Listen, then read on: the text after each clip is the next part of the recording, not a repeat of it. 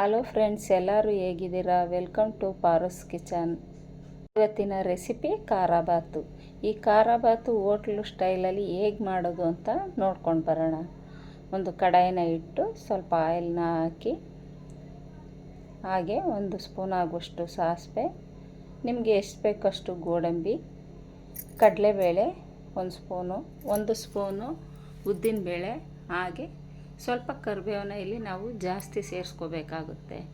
ಹಾಗೆ ಖಾರಕ್ಕೆ ತಕ್ಕಷ್ಟು ಮೆಣಸಿಕಾಯಿನ ಹಾಕ್ಕೊಳ್ಬೇಕಾಗುತ್ತೆ. 3ರಿಂದ 4 ಮೆಣಸಿಕಾಯಿನ ನಾನಿಲ್ಲಿ ಸೇರಿಸ್ಕೊಂಡಿದ್ದೀನಿ. ನಾನು ಮೀಡಿಯಮ್ ಸೈಜ್ 3 ಈರುಳ್ಳಿನ ತಗೊಂಡು ಚಾಪ್ ಮಾಡ್ಕೊಂಡಿದ್ದೀನಿ. ಈ ಖಾರಾಬಾತ್ಗೆ ಹೊಂದ್ಕೊಳ್ಳೋದಕ್ಕೆ ಚಾಪ್ ಮಾಡಿಕೊಂಡ್ರೆ ತುಂಬ ಚೆನ್ನಾಗಿರುತ್ತೆ. ಇಲ್ಲ ಅಂದರೆ ನಾವು ಸಣ್ಣದಾಗಿ ಹೆಚ್ಕೊಂಡ್ರೆ ತುಂಬ ಚೆನ್ನಾಗಿರುತ್ತೆ. ಹಾಗೆ ನಾನಿಲ್ಲಿ 200 ಗ್ರಾಮ್ ಆಗುವಷ್ಟು ಒಂದು ಬೌಲು ರವೆನ ತಗೊಂಡು ಈ ಒಗ್ಗರಣೆ ಜೊತೆನೆ ಸೇರಿಸ್ಕೊಳ್ತಾ ಇದ್ದೀನಿ. ನಾವು ಮನೆಯಲ್ಲಾದರೆ ಸಪ್ರೇಟ್ ರವೆನ ಹುರಿದಿಟ್ಕೊಳ್ತೀವಿ. ಈ ಹೋಟ್ಲು ಸ್ಟೈಲಲ್ಲಿ ಇದೇ ರೀತಿ ಮಾಡೋದು ನೀವು ನೋಡ್ಬೋದು. ಈ ರೀತಿ ನೀವು ಕೂಡ ಒಗ್ಗರಣೆ ಜೊತೆ ರವೆ ಸೇರಿಸ್ಕೊಂಡು ಚೆನ್ನಾಗಿ ಫ್ರೈ ಮಾಡ್ಕೊಳ್ಳಿ ಗಮ್ಮನ್ನೋವರೆಗೂ.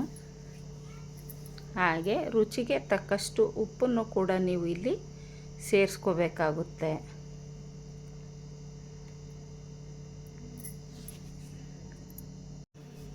ಉಪ್ಪನ್ನು ಸೇರಿಸೋದ್ರಿಂದ ರವೆನೂ ಕೂಡ ಬೇಗ ಫ್ರೈ ಆಗುತ್ತೆ ಅಂತ ಹೇಳಿ ನಾವು ಒಗ್ಗರಣೆ ಜೊತೆನೇ ಉಪ್ಪು ಮತ್ತು ತೆಂಗಿನಕಾಯಿ ತುರಿನೂ ಕೂಡ ನಾವಿಲ್ಲಿ ಸೇರಿಸ್ಕೊಂಡು ಫ್ರೈ ಮಾಡ್ಕೊಳ್ಬೇಕಾಗುತ್ತೆ. ಹಾಗೆ 1 ಬೌಲು ರವೆಗೆ 3 ಬೌಲು ಅಷ್ಟು ನೀರನ್ನ ನಾನು ಕಾಯಕ್ಕೆ ಇಟ್ಕೊಂಡಿದ್ದೆ. ಆ ನೀರು ಮಳ್ಳದ ನಂತರ ಈ ರವೆ ಜೊತೆ ನಾವು ಹಾಕಬೇಕಾಗುತ್ತೆ. ಹಾಗೆ ಟೊಮೊಟೊ ಕೂಡ ಒಂದು ಚಿಕ್ಕದು 2 ಟೊಮೊಟೊನ ನಾನು ಚಾಪ್ ಮಾಡಿ ಇಟ್ಕೊಂಡಿದ್ದೆ. ಅದನ್ನು ಕೂಡ ಈ ಬಿಸಿನೀರು ಹಾಕಿದ್ಮೇಲೆ ಟೊಮೊಟೊನ್ನು ಕೂಡ ನಾನಿಲ್ಲಿ ಸೇರಿಸ್ಕೊಂಡಿದ್ದೀನಿ. ಹಾಗೆ ಇದು 2ರಿಂದ 3 ನಿಮಿಷ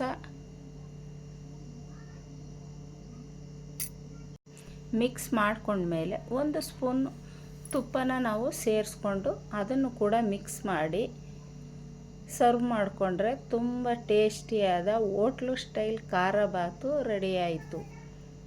ತುಂಬ ರುಚಿಯಾಗಿತ್ತು ಫ್ರೆಂಡ್ಸ್. ನೀವು ಕೂಡ ಈ ವಿಧಾನದಲ್ಲಿ ಟ್ರೈ ಮಾಡಿ.